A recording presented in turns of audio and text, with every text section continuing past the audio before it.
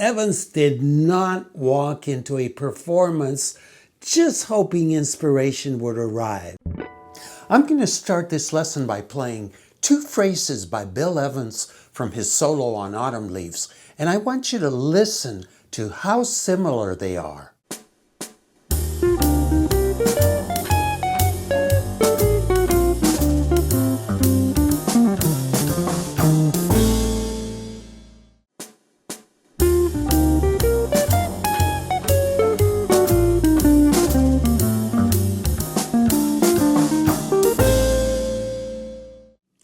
That similarity isn't a coincidence. It's the subconscious result of deep focused practice. As Evans himself put it, it is much better to spend 30 hours on one tune than to play 30 tunes in 1 hour. And listen to what else he had to say about his own process. I always have in anything that I play an absolute basic structure in mind. I find the most fundamental structure and then I work from there. The key word there is structure. And Evans didn't just mean chord changes or form. He meant a specific roadmap, melodic frameworks he pre-structured for his solos. If you compare his recordings of the same tune on two different nights, you'll start hearing those same structural paths even when the notes are completely different.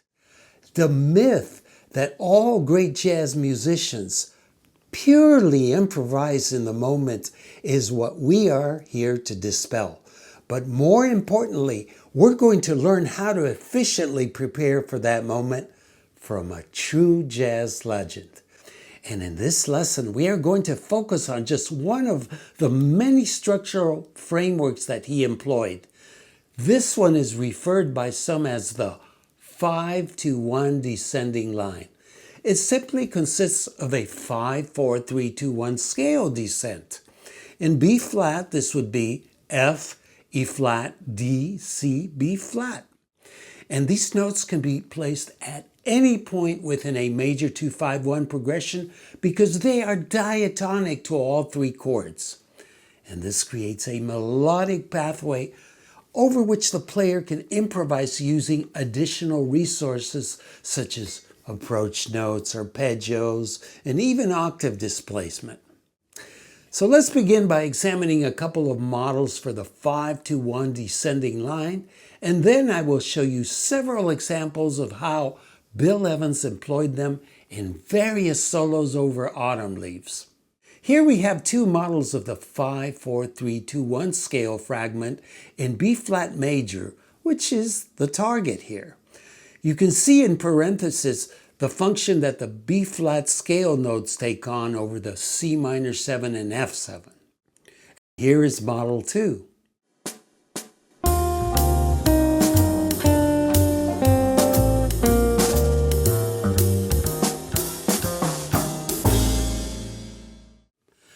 So, for example, if I were to use Model 2 as a framework to improvise, I might play something like this.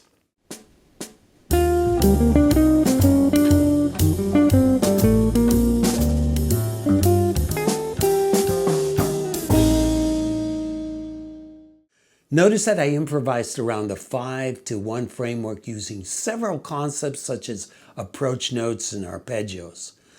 But I can also displace part of the 5-2-1 line an octave up to expand the range. Listen.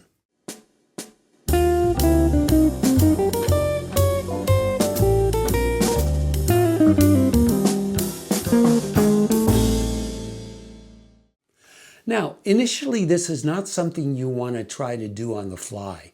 It is recommended that you write out several variations and practice them over a period of time until they shape your thinking over the given progression.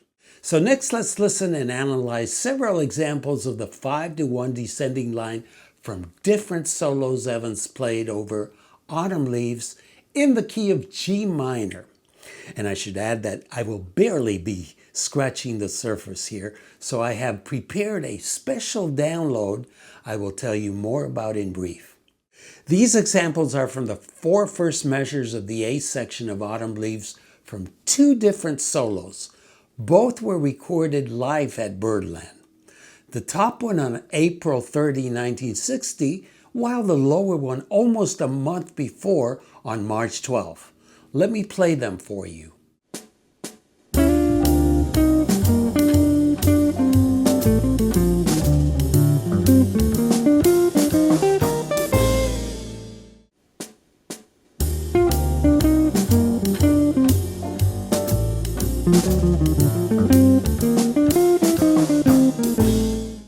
Notice how Evans is retaining several portions of both phrases and solos that were performed nearly a month apart.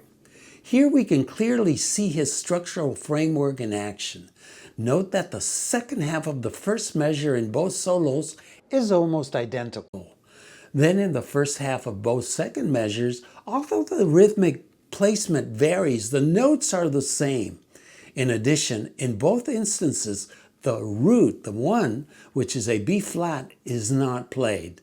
And this is due to it functioning as the fourth over F7, which would otherwise clash with the chord. So next in both third measures, he continues with another 5-to-1 framework, this time an octave below. Interestingly enough, in both versions, he plays the 5, 4, and 3, and then delays the 2 and 1, while also displacing them to be played in the upper octave. He concludes both phrases with the root being played over the first beat of the E flat major 7, where it functions as its fifth. Next, I want to show you some examples of how Evans used the 5-to-1 line over minor 2 5-1s. But before I do, I want to tell you about the study download for this lesson.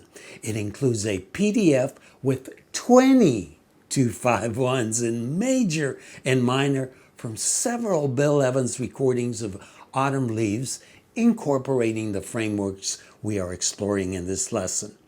Also included are other important frameworks not covered here, such as the ascending 5-to-1 line. They all feature regular notation and tab, as well as MP3s. And for your practice sessions, you get band in a box and also MIDI files that you can import into Guitar Pro, MuseScore, or any notation and playback application you use. And you can download it for a nominal contribution from jazzguitar.richiezeland.com/premium. And I will also put the link in the description below. In the upcoming 5-to-1 descending line frameworks, we are in G minor, and the lines consist of D, C, B flat, A, and G. So the third instead is now a flatted third. Both examples are over the 5th through 8th measures of the A section in Autumn Leaves. And this first one is from the album Portrait in Jazz.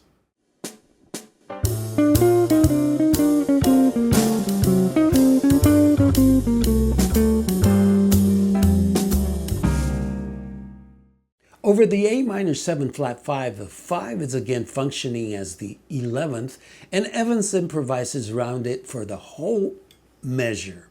Then he completes the scale descent over the first half of the D7 measure. He then repeats the line again over the G minor 7, this time ending it by delaying the 1 and placing it on the first beat of the 4th measure. This next one combines a contour arpeggio framework with a 5-to-1 descending line in a higher register. And this is from the Birdland recording.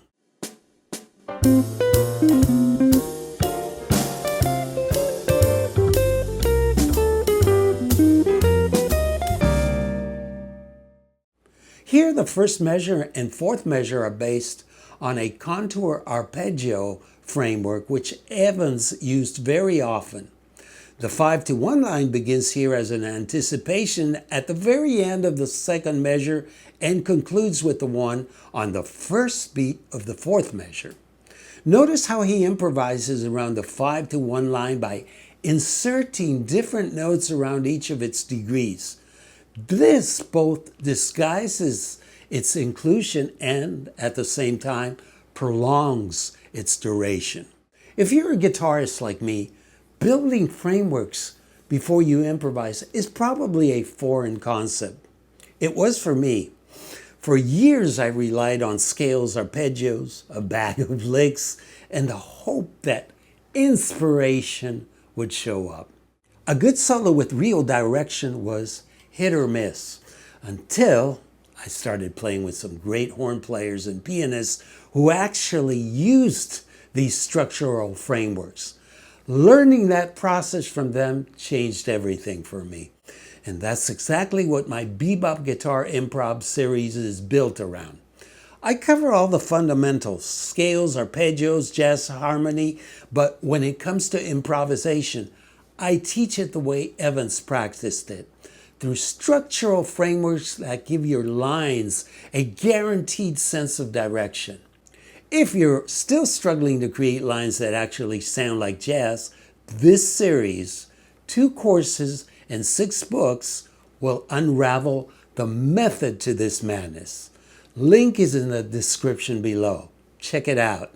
So I'm curious to hear your thoughts regarding the use of frameworks to improvise. Even Evans himself noted that after listening to Miles Davis night after night, he recognized the same process at work.